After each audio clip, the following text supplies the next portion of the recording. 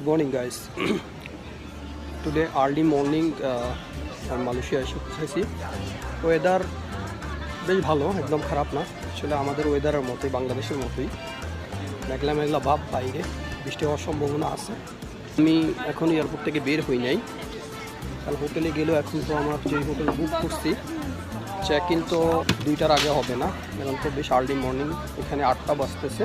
ব্রেকফাস্টটা এখানেই করে নিচ্ছি, তারপরে থেকে ট্যাক্সি নিতে হবে হোটেলে যাওয়ার জন্য।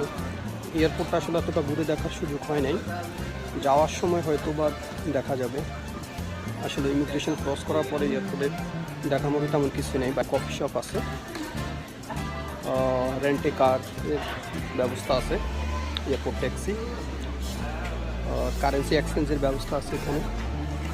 কফি শপগুলো ভালো, কফির কোয়ালিটিটা যথেষ্ট ভালো। সর্বোপরি আমি একটু দেখাবার চেষ্টা করবো এখানে পরিবেশটা কেমন।